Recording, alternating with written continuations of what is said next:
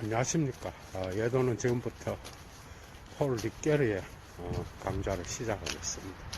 첫 번째 리게르 시리즈를 예도가 포스트 모더니즘 다양한 철학들을 강좌를 한 다음에 마지막에 위치시키고 있는데, 사실은 리게르를 가장 먼저 예도가 하려고 했었습니다. 그런데 어떻게 하다 보니까 니체에 치여갖고, 예도가 그죠? 니체에 치여갖고 니체를 좋아했던 푸코라든지 데리다라든지 그 다음에 들레즈라든지 이런 철학자들, 니체의 영향이 있었던 이런 철학자들을 주로 다루다 보니까 예도가 리게르를, 사실은 리게르는 예도가 이런 철학자들 중에서 가장 먼저 장로의 신학대학교에서 우리 윤철호 교수님으로부터 자극을 받아서 상당히 일찍 공부를 시작했죠. 사실 예도는 리게르를 통하여 하이데거를 만나고 후서를 만나고 그 이후에 1차 자료를 읽는 그러한 유학 가기 전에 6년간의 시간이 있었습니다. 독일어를 파면서. 그런데 어쨌든 이 리게르는 예도에게 있어서는 상당히 그죠? 애착이 가는, 특히 포스트 모더니즘에서 그리스도교의 신앙을 함께 갖고 인간에 대한 엄청난 사랑을 가진 그런 철학자로서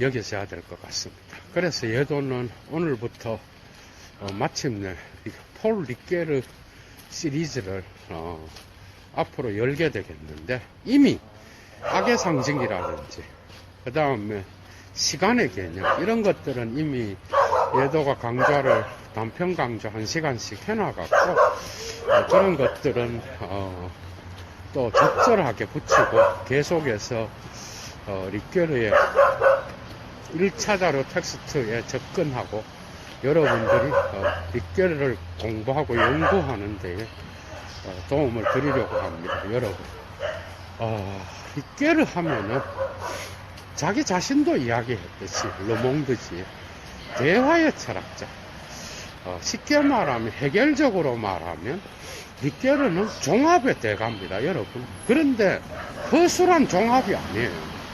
탁월한 어떤 대가들을 연결시키고, 그래서 예를 들면 가다머와 하버마스를 대화를 시켜서 그 분석을 통하여 자기의 이야기를 하는 그런 철학자죠, 그죠?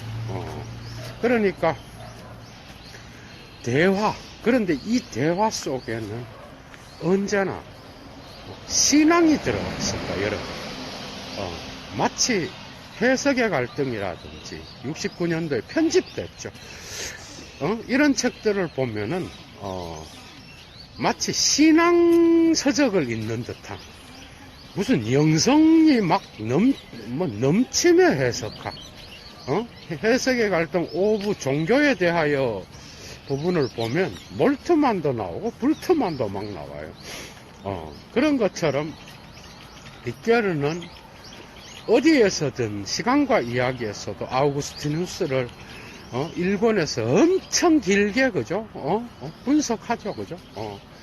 그래서 어디에서든 폴 리게르는 그리스도교의 신앙을 항상 이야기하면서 자기의 종합을 수행하는 그런 철학자입니다. 그래서 예도는 첫 번째 리게르 시리즈에서 첫 번째 강좌의 제목을 리게르의 철학하고 비판, 신앙, 그리고 종합, 이렇게 이름을 한번 지어봤습니다. 리게르는 1913년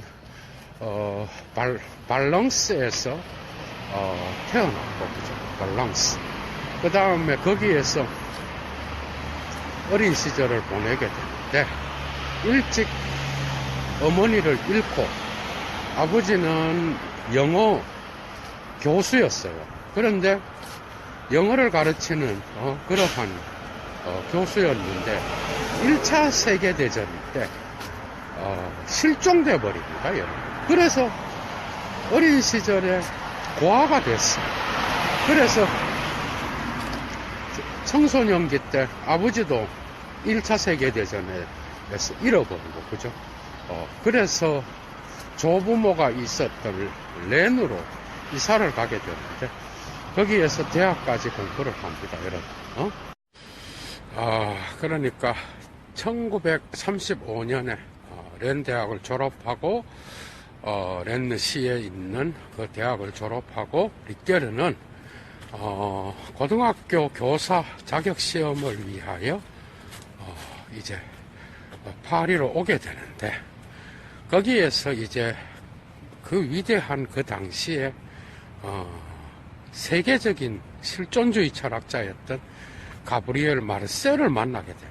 그런데 리케르는 여기서 그의 전통에, 개신교 전통에 속해 있었던, 그의 부모가 속해 있었던 그 신학과, 그죠? 그 다음에 철학을 같이 공부하게 되니까, 리케르는 그 프랑스 전통도 신학이 정말 강하거든요. 학문적으로도. 아퀴나스는 오히려 프랑스가 정말 강합니다. 이런 철학들이 고대 교부에. 그래서 리케르는 여기서 비로소 마르셀로부터 정말 정통 개인 집에 찾아가서 마르셀과 친분을 쌓고, 여기에서 그는 철학과 신학을 하게 되죠.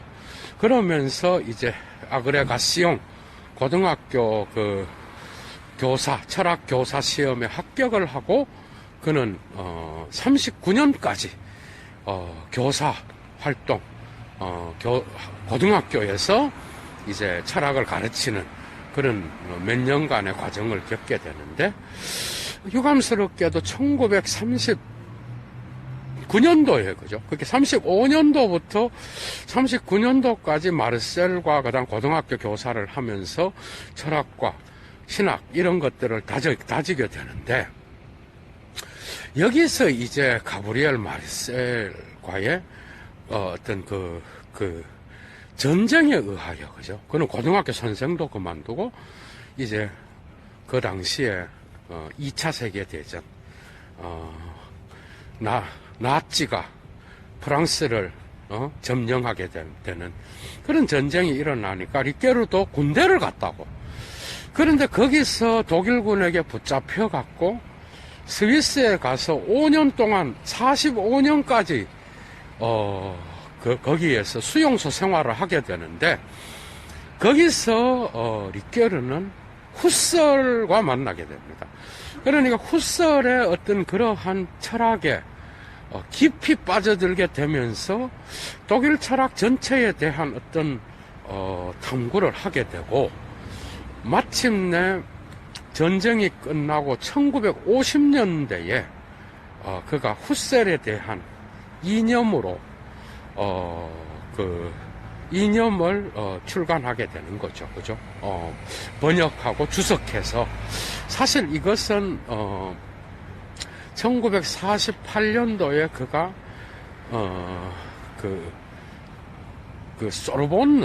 소르본느 대학교에 가기 이전에 슈트라스부르크에 가게 되는데, 거기에서 그가 학위를 받습니다. 그게 리케르가 슈트라스부르크에서 48년에서 56년까지 머무르게 되는데, 그죠?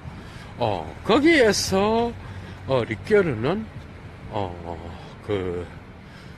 50년도에 마침내 자기가 공부해왔던 그 후설에 대한 이념 1에 대한 번역과 그 다음에 코멘타르를 주석을 단 거기에 대한 이념에 대한 책과, 그리고 처음으로 이제 그의 필로소피 들라 볼롱떼, 그러니까 의지의 철학 제1권 르 볼롱떼얼 랭 볼롱떼얼 이래갖고 의지적인 것과 비의지적인 것이라고 하는 자기의 박사학위 논문을, 그죠? 이념과 함께 제출합니다. 그러면서 그가 이제 50년대에 학위 논문을 통과를 하고 52년부터 이제 슈트라스부르크에서 56년까지 학위 과정을 하게 되는데, 학위 과정이 아니라 교수 생활을 이제 하게 되는데, 사실은 이때부터 이제 그는 사실 의지적인 것과 비의지적인 것에 사실 그의 철학이 많이 전체적으로 녹아들어 있습니다. 여기서 의지적인 것은 다른 것이 아니라 데카르트의 코기토 개념을 데카르트가 이원론적으로 나누었던 그 의지의 문제를 가지고 이제 어떻게 보면은 프랑스 전통의 의지, 그러니까 그 당시에 유행했던 현상학 운동에서 메를로 뽕띠라든지 사르트르와는 다르게 리케르는 의지의 현상학을 갖고 나가게 된 거죠. 그러니까 리케르는 의지의 현상학이라고 하는 자기 박사학위 논문, 의지적인 것과 비의지적인 것을 현상학적으로 풀어내는데, 사실 이 과정에서 이미 해석학이 어느 정도 들어와 있다라고 봐야 됩니다, 여러분. 그러니까 이미 이 작품 안에서 데카르트를 해체하는 이 의지의 현상학은 또한 프랑스 전통의 베르그송의 어떤 그 의지 개념과도 연관이 있고, 그죠? 칸트적인 그런 것도 있는데, 어쨌든 이 의지적인 것은 리케르는 행동이나 결단이나 동의의 문제, 이런 것들을 함께 다루면서 의지적인 걸 다루는데, 비의지적인 것은 뭔가 하면은 신체와 연관되어 있는 거예요. 몸. 여러분 여기서 이미 어떻게 보면 프로이트 냄새가 나잖아, 여러분. 이건 사실 니체가 일으켰던 혁명인데, 어떻게 보면 이런 신체의 개념, 그러니까 그가 논문에서 하고자 했던 것은, 데카르트의 코기토는 뭐죠? 데카르트의 코기토는 그 신체와 영혼, 정신을 두 개로 실체를 나누잖아. 그런데 이 나누는 거를 비판하고, 이 코기토의 의지적인 것과 비의지적인 거를 현상학적으로 이원론적이고 이론론적으로 분리되거나 합쳐지는 문제가 아니라, 인간은 이런 방식으로 정신과 영혼이 나누어져 있다라고 생각해서는 안 되고, 오히려 의지적인 것과 비의지적인 것, 이런 것들이 있는데, 이 비의지적인 것에는 인간의 의지로 마음대로 통제될 수 없는 그러한 신체의 영역이 있다는 거야. 이게 비의지적인 거예요. 이 신체가 바로 프로이트의 욕망이라든지 니체가 말하는 그러한 몸의 신체에 대한 철학이 이미 이때 그의 박사학위 논문 안에 들어있어요. 그런데 리케르는 사실 제가 볼 땐 그래, 제가. 포스트 모던적 담론에서 리케르는 니체의 이 부분을 둘레즈처럼, 푸코처럼, 그 다음에 데리다는 좀 다르죠. 이 두 사람과 같이 니체의 형이상학을 분석하고 체계적으로 그 전체적인 맥락을 들레즈와 같이 생성의 존재론을 깊이 판다든지 이런 거는 아닌데, 언제나 니체는 프로이트와의 배후에 가려서 처음에는 나와요. 해석의 갈등에서도 그래. 의심의 해석학을 이야기할 때. 그러니까 이 의지적인 것과 비의지적인 것에서, 이 비의지적인 것은 데카르트가 놓치고 있는 코기토의 나는 생각한다, 고로 나는 존재한다라고 하는 이 확실성은 인간이 신체를 갖고 있고 이 신체에 의해서 욕망을 갖고 있는 이상 이 의지적인 것만 갖고는 인간을 제대로 설명할 수 없다라는 거야. 그러니까 그 코기토 한 중간에서 이제 비의지적인 신체적인 특징, 그 다음에 욕망의 특징, 이런 걸 갖고 오면서 마치 프로이트와 니체를 연상시키는 그러한 대립적인 부분이 나타나면서 그의 초기 50년대에 이제 박사학위 논문이 완성되게 되는 거죠. 이게 바로 그의 의지의 철학 1권입니다. 그리고 그가 56년도부터, 그죠? 56년도부터 이제 그 슈트라스부르크 대학 그걸 떠나고, 56년도에 떠나서 이제는 어디로 옮기는가 하면 그 당시에 최고로 철학의 중심으로 여겨졌던, 어디죠? 소르본느 대학으로 옮기게 되는 거예요. 소르본느 형님이 이 강좌를 볼진 모르겠지만, 어쨌든, 거기로 옮기게 되면서, 그가 이제 60년대에, 그가, 낭트 대학교 학장으로, 총장인지 학장인지 나는 이건 확실히 모르겠어. 총장이라 그러는 것도 있고, 학장이라 그러는, 그건 모르겠는데, 낭트 대학교에 어쨌든 인문대학 학장이 되면서, 그가 그 66년도인가 7년도에 낭트 대학으로 옮기기까지 그는, 소르본느 대학교에서 교수 생활을 하게 됩니다. 어쨌든. 그런데 이 교수 생활을 나중에 그의 전기를 보면 여기에서의 생활에 만족하지 못했다라고 설해하는데 60년도에 마침내 의지의 철학의 2권이 나와요. 그 2권은 그의 박사학위 논문의 연속으로 나오는데 그게 바로 오류의 인간과 그 다음에 악의 상징입니다, 여러분. 그 유명한. 그러니까 의지적인 것과 비의지적인 것, 그 다음에 오류의 인간, 그 다음에 또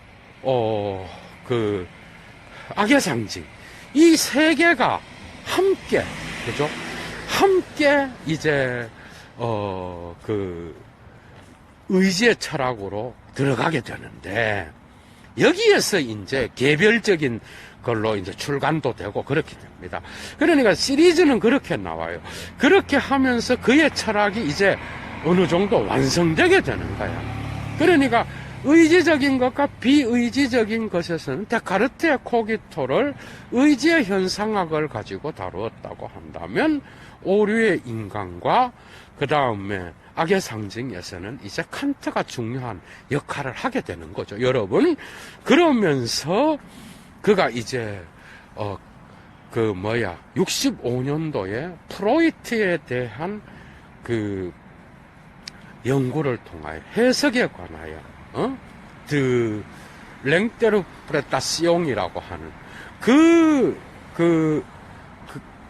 해석에 관하여 프로이트에 대한 연구에서 이제 마침내 프로이트를 자기 자신의 어떤 그 전집을 꿰뚫는 그런 연구를 하게 되고 그 이후에 69년도에 이 다양한 지금까지의 논문들을 전부 다 통합해서 해석의 갈등, 라 꽁플리 들라 랭테르프레타시옹이라고 하는 이 해석의 갈등이 나타나게 되는 거죠. 그런 방식으로 진행되어 있습니다. 그러니까 어떻게 보면 초기 작품부터 이 신체 개념으로 데카르트의 코기토 개념을 깨면서 이 코기토를 새로운 방법으로 살리는 그런 방식으로 나가게 되고, 따라서 그의 주체 개념은 이제 이러한 다양한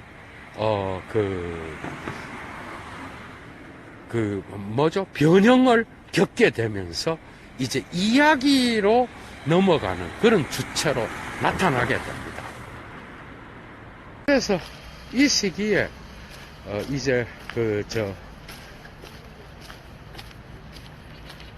낭트 대학으로 학장으로 가기 전에 이제 의지의 철학과 프로이트와 해석의 갈등이 나올 수 있었던 그런 것들이 전부 다 마련됐다라고 볼 수 있습니다, 여러분. 그러면서 이제 낭트 대학으로 가게 되는데, 여기서 이제 재미있는 68년 신좌파 운동이 일어나면서 학생 운동이 일어나잖아, 그죠? 여기에서 리케르가 학장으로서 비폭력을 주장하고, 그 다음에 기독교인으로서, 그죠? 신앙인으로서 비폭력, 그 다음에 무저항, 이런 것들을 주장하다가 어떻게 그 학교 안으로 그 학생들이, 그죠? 학생들이 데모를 하는데 학교 안으로 그 좌파 운동을 잡기 위해 경찰들이 들어오게 되면서, 이때 리케르가 이제 책임을 지고 이 68 좌파 운동으로부터 상대적으로, 그러니까 누구야, 미셸 푸코와 들레즈는 이때 인정을 받은 철학자였고, 리케르는 이때 그냥 보수주의자로 낙인 찍혀서 그냥 70년대에 이 대학교를 그만두게 된다고. 그러면서 이제 그는 미국과 프랑스를 왔다 갔다 하면서 시카고 대학교 디비니티 스쿨의 교수로서 강의를 하게 되는 거죠. 이렇게 되는 거예요. 그래서 그는 보수주의자로 낙인 찍히면서 상대적으로 프랑스의 젊은이들에게 그의 철학은 조금 무시당하게 되는 그런 경향을 띠게 되는 겁니다. 그러나 사실 철학은 그렇지가 않겠죠. 철학은 상당히 탄탄한데, 리케르가 신학과 철학을 같이 했기 때문에 상당히 탄탄한 철학을 구사하고 있습니다. 그런데 이때에 어쨌든 이런 태도들이 들레즈나 미셸 푸코보다 좌파 운동에서 제대로 된 어떤 그러한 인정을 못 받게 되는 거라고, 리케르가. 그래서 여기서 이제 밀려나서 거기에 대한 경찰이 들어와서 학생들을 진압하는 과정에서 리케르의 태도가 비폭력을 주장하다 보니까 보수주의자로 낙인 찍히게 된 거야. 그 학교의 학장으로서.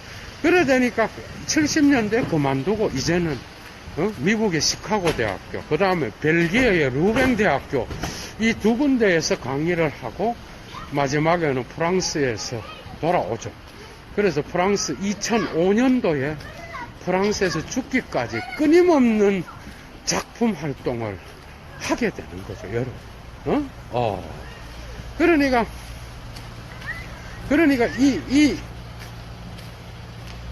이 시카고 대학교 시절에 또 후기 작품들이 대거 나타나는데, 85년도에 메타폴 비버라고 살아있는 은유입니다. 근데 이게 영어로는 The Rule of Metaphor 이렇게 번역됐어.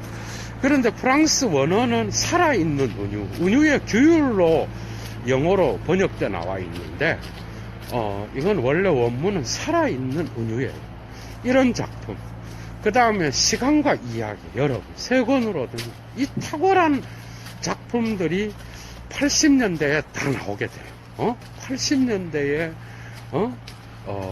나오게 되고, 그 다음에 타자로서의 자아라는 게 90년대에 나오고, 2002년도에 이제 기억, 망각, 역사, 이런 책이 나오게 되면서 2005년도에 자기 집에서 죽게 되죠. 상당히 오래 살았습니다. 그죠? 그러니까 리케르는 이 80년대에도 엄청나게 위대한 대작을 남기게 돼요. 그죠? 그런데 이 모든 리케르의 작품을 관통하는 게 하나가 있는데, 이야기 개념이 있다. 이스트와 역사 개념. 리케르는 모든 것들을 비판적으로 종합하는 그런 철학자인데, 그는 안 건드리는 게 없어요. 그러니까 스와라고 하는 이 자아의 개념, 그러니까 포스트 모더니즘에서 주체 개념을 레비나스와 더불어 되살리는 그런 철학자예요. 그러니까 리케르 역시도 윤리가 아주 강한 철학자인데, 이 자아 개념이 그게 그의 철학의 모토는 이렇게 나갑니다. 반성 철학. 가브리엘 마르셀로부터 엄청난 실존주의의 반성 철학을 배우게 돼. 이것은 데카르트로부터 그 다음에 칸트 헤겔에 대한 연구. 칸트 연구하다가 여러분 악의 개념 만나고 악의 상징 쓴 거 아니야? 그러니까 의지의 철학의 이 의지는 칸트 연구에 대한 어떤 깊은 그런 겁니다, 여러분. 그러니까 여기에서 이제 반성 철학을 죽이지 않고 재해석해. 그러니까 자아를 무시하는 게 아니에요. 그게 리케르는 자아를 인정하는데 데카르트의 자아가 아니야. 그 자아는 다양한 어떤 그러한 다양한 철학의 어떤 그런 그 통로들을 통과하게 되는데, 그게 바로 반성 철학의 토대를 둔 자아 개념이에요. 그런데 이 자아가 후설의 현상학과 그 다음에 하이데거의 해석학을 만나면서 이 반성 철학의 토대 위에서 현상학과 해석학이 접목이 돼, 여러분. 그러니까 리케르는 종합의 대가로서 한 철학자로 버리지 않습니다, 여러분. 이게 탁월한 어떤 그 리케르만의 독특한 철학인데, 하나도 내버리지 않고 심지어 데카르트의 자아 개념도 독특한 방식으로 비판적으로 수용해. 그런데 이 자아는 데카르트의 확실성 안에 머물러 있는 자아가 아니라 끊임없이 운동하는 자아예요. 그러니까 데카르트의 자아를 넘어서서 후설의 현상학적 자아를 넘어 그 다음에 하이데거의 존재론과 만나면서 이제는 또한 언어학과도 또 만나게 돼요. 그러면서 이제는 이야기를 통과하는 자아로 변하게 되는데, 여기서 텍스트와 또 만나고 이 텍스트로부터 행동으로 가게 돼. 80년대 90년대에 출간되었던 후기 작품 텍스트에서 행동으로, 여러분. 이러한 책들이 이제 전부 다가 이야기를 통하여 서사를 통하여, 그게 리오타르가 모든 거대 담론, 특히 헤겔의 거대 담론의 이야기를 거부하잖아요. 리케르는 거부하지 않습니다. 그러니까 이러한 모든 것들을 서사로 묶어낼 수 있는, 그러니까 인간 실존의 이런 다양한 문제점들을 이야기로 묶어내서 이 이야기를 통하여 재형성되는 자아를 인정하는 거예요. 그러니까 데카르트의 확실성의 자아로부터 출발해서 칸트를 거쳐 헤겔을 거쳐서 후설과 하이데거를 만나면서 여기서 접목된 존재 물음을 제기할 수 있었던 이런 자아는 이야기의 자아로 변형이 돼요. 이 이야기를 갖고 있다라는 것은 이제 프로이트의 어두움을 통과하고 그 어두움 속에서 왜곡된 그러한 욕망을 통과하는 자아야. 이해가 돼요? 그러니까 이 자아는 순진하게 그냥 확실성 안에 갇혀 있는 그러한 데카르트적 자아도 아니요. 그 다음에 통각을 통하여 자기 자신의 어떤 그 인식의 한계를 느끼고 그 다음에 실천 이성으로 가는 그러한 자아도 아니요. 이런 의지적인 그러한 실천적 자아는 언제나 이야기를 통하여 구성된다. 그러니까 이야기를 통하여 구성된다라는 것은 신화의 문제, 역사의 문제, 그 다음에 언어의 문제, 이런 모든 것들을 다 포괄한다라는 의미예요, 여러분. 그러니까 상징의 문제, 신화의 문제, 역사의 문제, 언어의 문제까지 포괄해서 이 모든 것들을 아울러서 다시 태어나는 게 바로 자아라는 거예요. 인간은 이야기를 통하여 재구성된다라는 거예요. 이 자아는 언제나 텍스트에서 행동으로 가는 자아요. 이 자아는 윤리적 책임을 갖고 있는, 어떻게 보면 이런 책임을 이야기할 때는 상당히 그리스도교적인 냄새가 많이 나타나요, 여러분. 그걸 여러분들이 인지를 하시고 책을 읽어야 돼요. 그러니까 우주적 시간이 있어요, 여러분.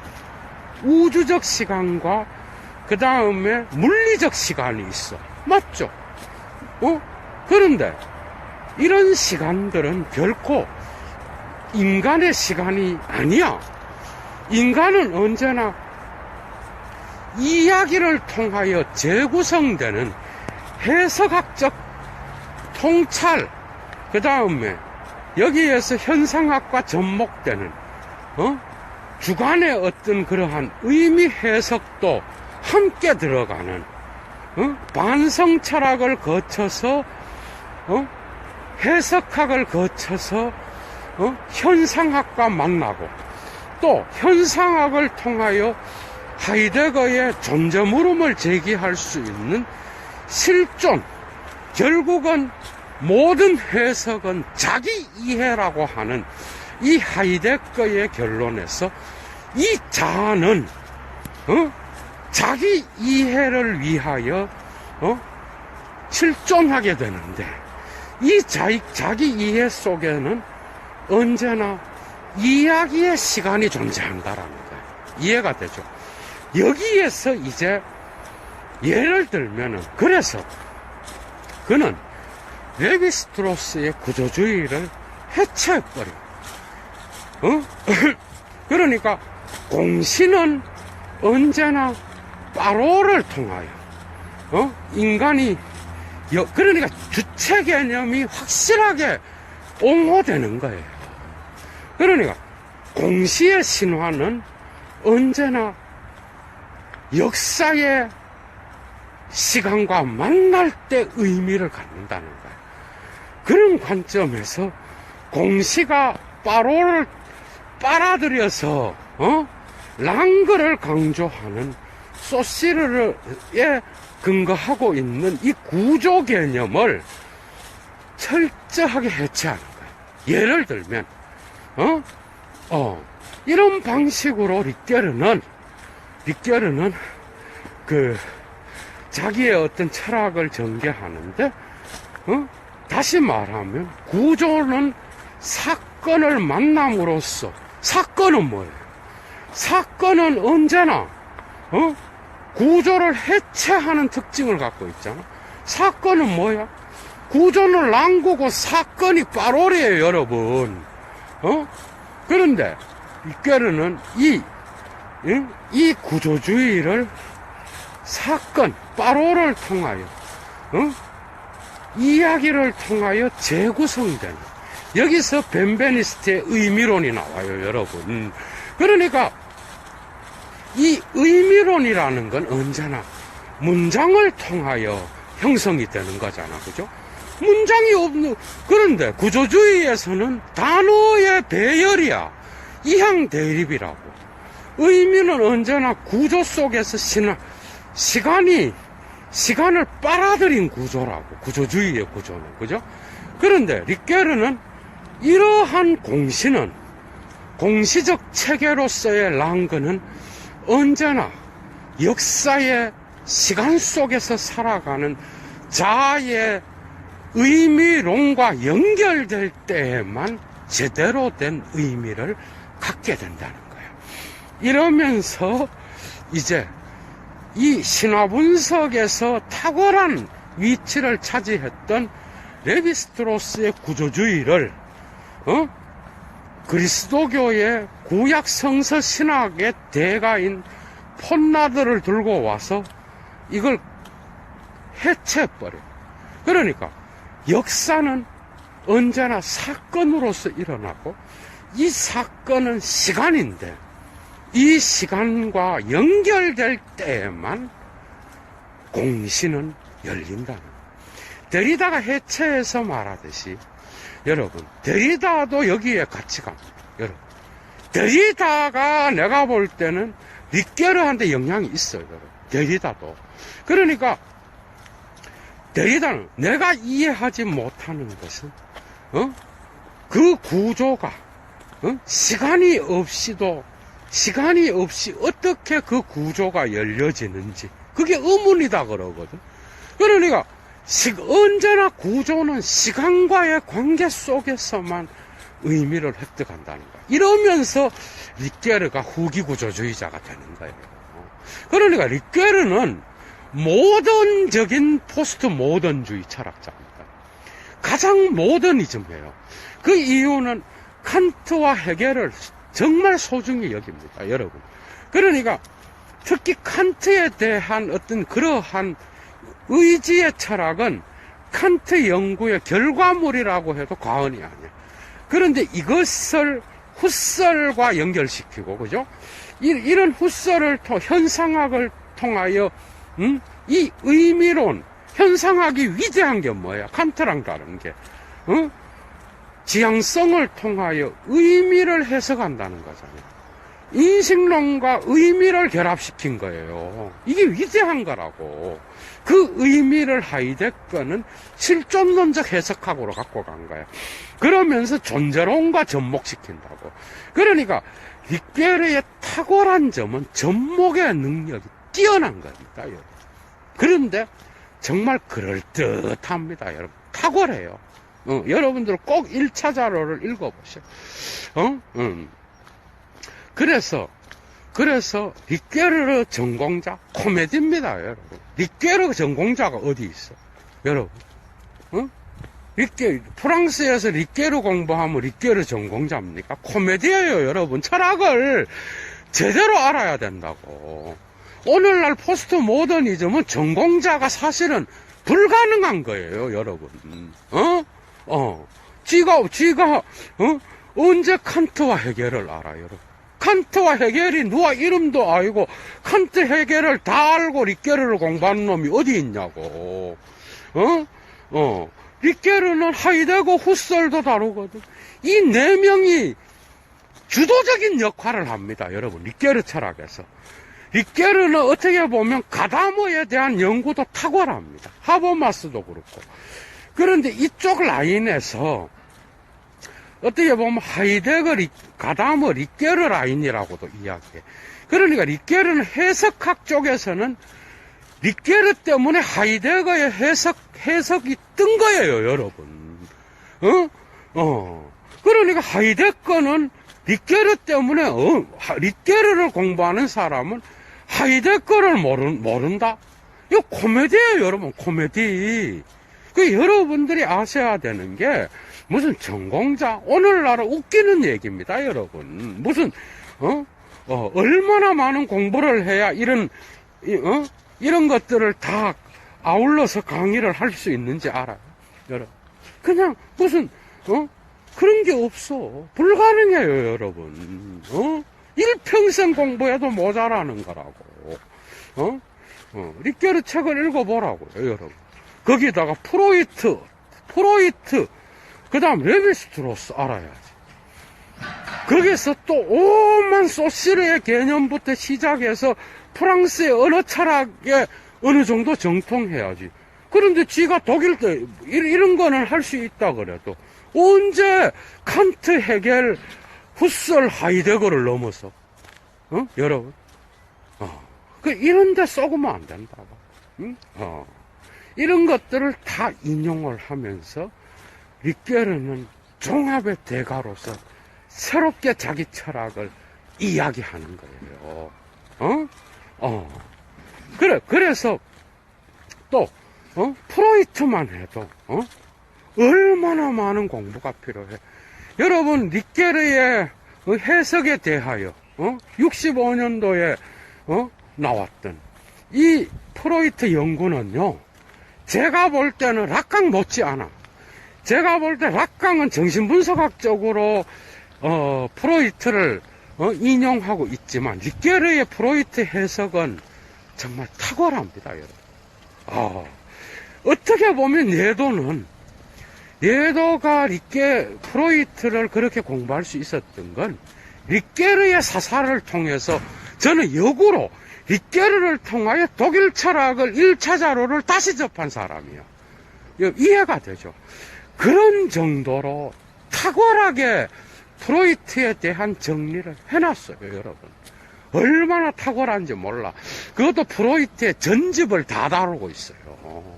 그 해석에 대하여라고 하는 그 작품은 여러분. 예를 들면 그런 거예요.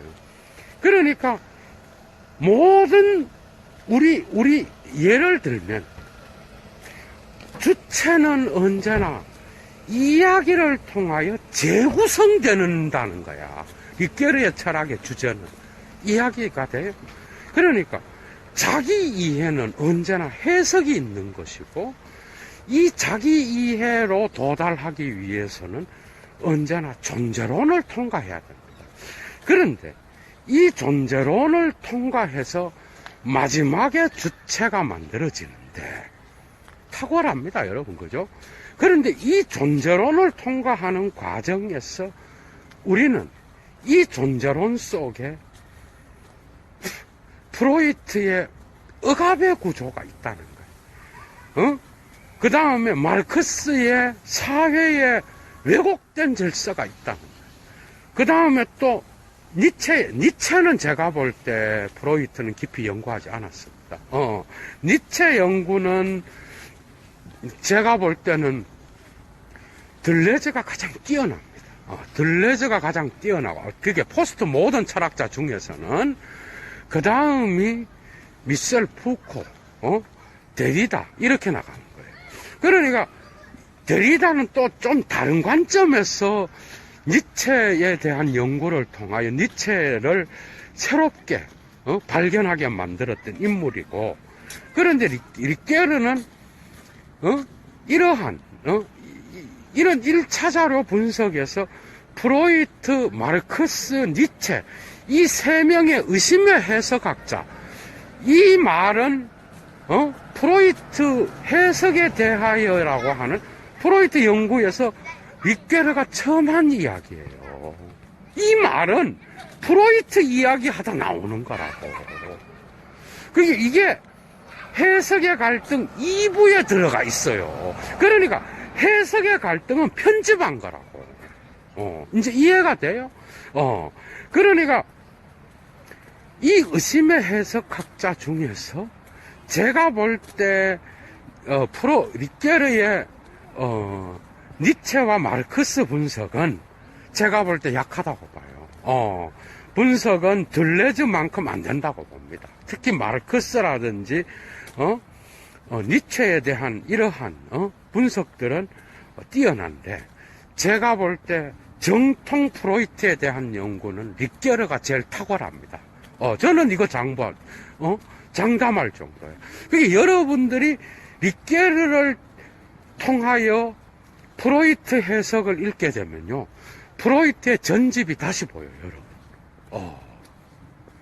오늘 엄청 배우죠, 여러분들도. 리케르가 이런 인물이에요. 그러니까 리케르는 이제 여기에서 독특한 리케르의 방법론이 나와. 예를 들면 앞으로 계속 강좌가 이어집니다. 어떤 게 나오는지 알아요? 프로이트 이야기를 한다고. 그런데 프로이트는 고고학적이잖아. 여러분들도 예도의 강좌를 들은 자들은 다 알아들어 뭔 말인지. 의심의 해석학자들은 전부 다가 과거에 지금까지 살아왔던 인간의 역사 속에 왜곡이 있다라는 거야. 니체, 프로이트, 마르크스는 이러한 왜곡이 허위의식을 통하여 나타난다고 보는 거예요. 이 허위의식을 고발하는 게 의심의 해석학자야. 그런데 이러한 의심의 해석 철학자들이 전부 다가 숨어있는 과거에 대한 왜곡을 폭로하는 거예요. 그러니까 전부 다가 과거에 우리의 어린 시절로 돌아가. 맞죠? 돌아가서, 맞잖아. 니체도, 우리의 인류의 문화 역사의 최초의 지점으로 돌아가. 이거는 연대기적 지점은 아니에요. 응? 연대기적 지점이 아니라 문화적 출발점이라고. 그러니까, 그걸로 돌아가서 어린 시절로부터 왜곡된 부분들을 폭로해. 그러니까, 과거로 올라가는 철학자야. 뒤로 물러간다 그래. 그러니까 프로이트를 뒤로 물러가는 철학자라 그래. 리케르가. 예를 들어서 하나만 제가 오늘 종합의 철학자가 이런 거라고. 그런데 여기에다가 헤겔을 갖고 와가 접목시킨다고 리케르가. 헤겔을 갖고 와갖고 헤겔의 정신현상학에서 앞으로 가는 미래로 향하여 나아가는 철학을 이야기해요. 그러니까 리케르는 헤겔과 프로이트 두 개를 접목시켜서 어떻게 보면은 해석의 갈등의 핵심을 이야기한다고 보면 돼. 이해가 돼요? 인간의 자아는 갈등하는 자아예요. 이야기로 구성되어 있는데 그 이야기는 왜곡되어 있어. 그런데 이 왜곡은 프로이트적으로 두 가지 해석을 필요로 해. 첫째는 앞으로 가는 해석, 두 번째는 뒤로 가는 해석. 두 개 다가 갈등을 일으켜. 그러니까 해석의 갈등이야. 앞으로 가는 해석학은 가능하다면 이 과거를 지향시켜서 변증법적으로 역사적으로 절대지를 향하여 나아가는 그러한 자아가 있고, 여기에 대하여서 반동을 일으켜서 과거의 억압된 욕망을 해석해야 되는 그런 자아가 있는 거예요. 이 두 개 다는 다 이야기로 구성되어 있는 거예요. 이렇게 나가는 거예요. 예를 들면 이해가 됐어? 그런데 이러한 해석은 언제나 신뢰와 의심을 필요로 한다는 거예요. 신뢰는 뭐야? 이러한 과거의 왜곡이 되어 있더라도 우리는 이런 것들을 치료하고 해결의 변증법과 같이 앞으로 가는 신뢰의 해석학을 필요로 할 때가 있고, 우리는 또한 이것만 갖고는 안 되고 과거에 우리의 상처를 치료할 수 있는 프로이트의 의심의 해석학이 필요하다는 거예요. 그래서 뒤로 가는 해석과 앞으로 가는 해석이 같이 있어야 된다는 거야. 이해가 되죠? 리케르를 이런 강조가 있을지는 모르겠어. 그죠? 여러분. 이해가 되죠? 이런 식으로 종합을 하는 거예요. 예를 들면, 이렇게 나간다고, 리케르가. 그러니까, 리케르가 프로이트를 이야기하다, 이런 것들을 이야기하는, 이런 것들이 전부 다가, 여러분, 자기 자신의 철학의 방법인 거예요. 그 저변에는 그가 인간에 대한 사랑, 신에 대한 사랑, 그의 신앙이 아주 강력하게 묻어 있어. 그러니까 우리가 하나님을 이런 이야기를 하지 않지. 이러면 철학자가 아니죠. 리케르는 그런 수준이 아니에요. 신의 이름을 이야기하지 않아도 리케르는 철저하게 그의 철학 안에는 그러한 신에 대한 신앙이 강하게 묻어 있음을 여러분들은 1차 자료를 읽으면 느낄 수 있을 겁니다. 여러분. 이해가 되죠? 이런 방식으로 그는 비판과 그 다음에 그 전통에 대한 왜곡된 자아를 일으키는 이야기를 비판을 통하여 치료하고 거기에서 신앙을 통하여 새롭게 다양한 해석들을 종합해 나가는 구조주의에서 탈구조주의로 가는 아까도 얘기했죠. 그런 방식으로 구조주의를 포함하면서 그 구조는 언제나 역사를 소중히 여기는 문화적 전통인 유대 전통과 만나야 된다. 그랬을 때 그 역사와 구조가 연결될 때 비로소 참다운 인간에 대한 그러한 근원적인 의미가 열려진다라고 본 거예요. 그게 이런 식으로 윗겨루는 언제나 대화를 모색하는, 여러분 프로이트와 헤겔을 대화시키는 사람은 어디에 있어 여러분? 독특한 철학자입니다. 그죠? 특히 그의 모든 책 곳곳, 특히 그는 성서 해석학에 대한 책도 썼는데 예수의 비유를 따로 다룹니다. 그런데 그 예수의 비유, 그는 어디에서나 하이데거 냄새가 나요. 예도가 정말 모든 걸 다 여겨줄 수는 없어. 그런데 그 하이데거는 언제나 해석을 통하여 자기 이해로 돌아올 때에 하이데거가 나옵니다, 여러분. 그러니까 그 자아는 이러한 프로이트적인 왜곡의 이야기를, 여러분 프로이트 역시 다 이야기죠. 이야기가 되지 않는 것은 해석될 수 없는 것. 해석될 수 없는 건 치료가 불가능해요. 이건 릿게르 이야기입니다. 그래서 프로이트의 무의식에 대한 그러한 결론들 역시도 모든 것을 무의식의 상징들을 이야기로 풀어내는 거예요. 그래서 이야기의 구조를 갖고 있다라. 이 이야기는 구조주의의 신화의 이야기일 수도 있고, 그 다음에 이 신화의 이야기가 또한 유대 전통의 역사의 이야기로 변화되어서 거기에서 나타나는 새로운 역사와 신화의 결합을 통하여 또 다른 자아를 형성해가는 열린 자아로서의 주체를 긍정하는 그런 철학자입니다, 여러분. 그래서 릿게르의 철학은 그런 방식으로 이야기의 주체, 예도는 그렇게 부릅니다. 이야기를 소중히 여기는, 이야기는 시간의 구조를 갖고 있고, 이 이야기는 언제나 역사 속에서 새롭게 왜곡된 지점과 또한 이 왜곡을 치료하고 진리의 담론을 이야기할 수 있는 그러한 양면성을 동시에 갖고 있고, 이 양면성은 언제나 릿게르의 확신과 신앙을 통하여 새롭게 종합되고 있다라는 것, 이런 게 바로 릿게르의 철학입니다. 그리고 상징에서도 상징은 다의성을 갖고 있어요.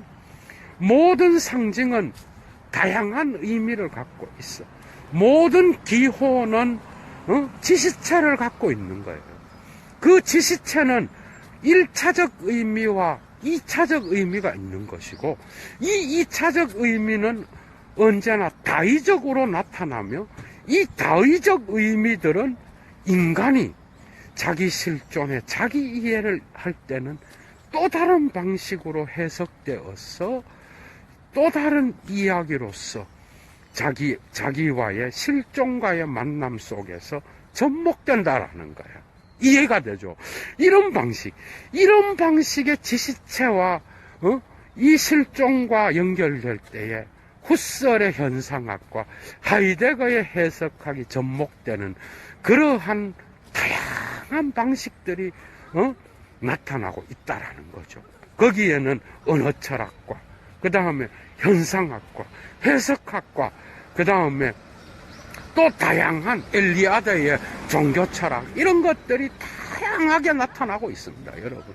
그 다음에 성서에 대한 그러한 전통에 대한 소중함을 또한 이야기하기도 하고, 심지어는 해석의 갈등 오부 종교에 대한 부분에서는 바울의 여러분, 정말 여러분 이거 넘치며 해석학 여러분, 죄가 많은 곳에 은혜가 많다 그러는 그 바울의 이야기를 탁월하게 신의 어떤 그러한 풍성함의 해석학으로 바꾸어 놓으면서 해석하는 그는 마치 목사 수십 편의 설교보다 은혜가 되는 그런 것들이 닉게르의 텍스트 속에는 곳곳에 숨어 있고, 시간과 이야기 세 권을 읽다가 보면 신학책인지 철학책인지 문학책인지 구분이 안 될 정도로 나타나고 있다는 것. 마지막입니다. 역사와 허구, 문학에서 말하는 허구와 역사,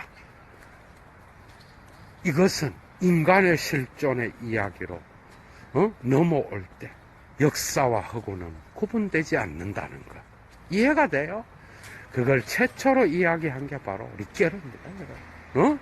그래서 포스트 모던 담론에서 닉게르는 또 미셸 푸코, 들레즈, 데리다, 락강과는 또 다른 지점에서, 레비나스와는 또 다른 지점에서 엄청나게 많은 전통으로부터 위대한 진리와 성과 미와 성스러움을 끄집어내서 재해석하는 그러한 전통에 대한 소중함을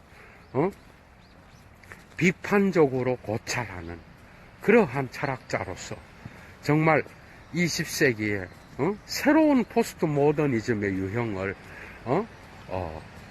그 프랑스 철학자들 가운데서 펼쳤던 그런 철학자로서 새로운 종합의 철학자, 비판과 확신을 통하여 언제나 그 가운데에 보이지 않는 신에 대한 신앙, 이 신앙 속에는 인간에 대한 어떤 그러한 사랑이 들어있는 그런 철학자로서 20세기를 살고 21세기 초반에 운명을 달리한 그런 철학자였습니다.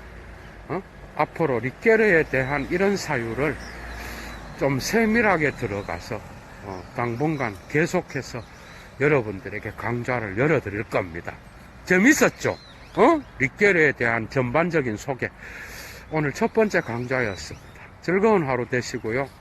예도는 물러가겠습니다. 추스!